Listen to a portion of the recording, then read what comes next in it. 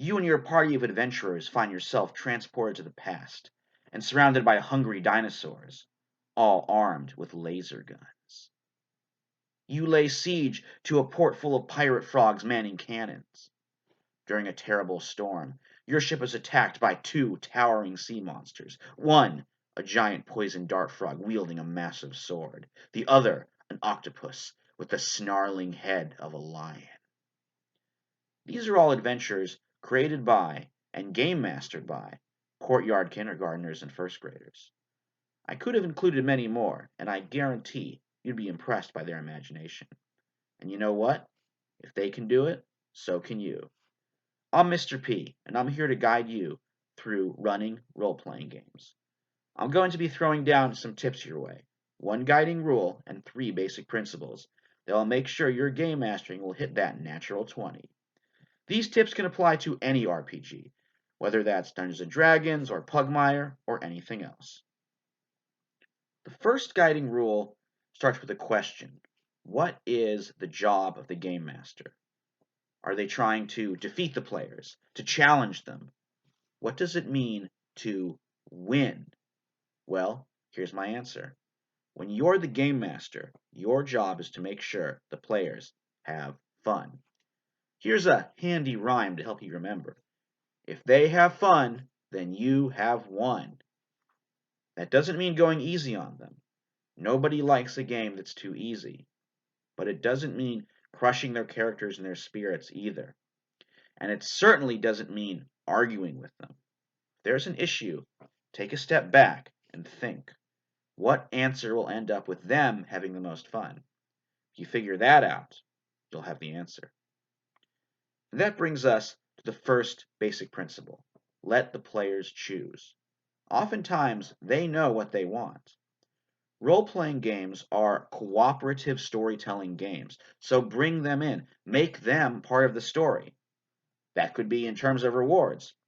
One first grader, whose name starts with an M, really wanted Wolverine claws or Captain America shield for his Pugmire dog. So I made those the rewards for defeating monsters or finishing quests. Letting players choose their rewards within reason will help them develop the characters the way they want.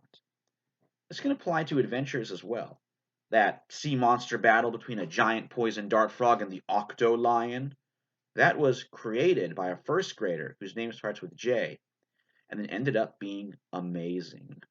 Ask your players what sort of adventure they're interested in and use that for inspiration. So, how do you start those adventures? Well, one kindergartner whose name starts with an O has the right idea. He always says, "Okay, I'm going to start you right in the action." And he does. Players like action. Running through the halls of a collapsing ruin, a stormy sea beset by monsters, a siege against a badger army. Starting with a bang and an action sequence will get your players immediately invested. There are life and death stakes right out of the gate. It's up to you if you want to keep up the pressure the whole time or slow it down and mix it up with some more low-key moments that will contrast with the action. But throwing your players right into danger off the bat is always the ticket to a good game. And what makes that game good? The knowledge the players will always have unique and crazy ideas of how to solve the problems. And if you throw special skills and magic items into the mix, they'll come up with some notions that are, to say the least, unique. For instance, a second grader whose name starts with I was once tasked with stealing a magical bone from a swamp-dwelling possum sorcerer. I imagine that she'd try to sneak into his swamp shack and rob him when he wasn't looking. A cool stealth mission. Instead, the second grader just walked right in and told him that she was a big fan of the possum and really wanted to see the magical bone. Now, I could have said this was impossible. This wasn't what I imagined her doing. But then I remembered this rule. When in doubt, roll it out. If you're not sure if the player could do something, let them try. If they succeed, they feel great about using their ingenuity to solve a problem. In this case, second grader had a special skill called puppy dog eyes that gave her dog an advantage in persuasion, and she handily succeeded. But if they fail, well, that puts them right in danger and creates even more memorable moments.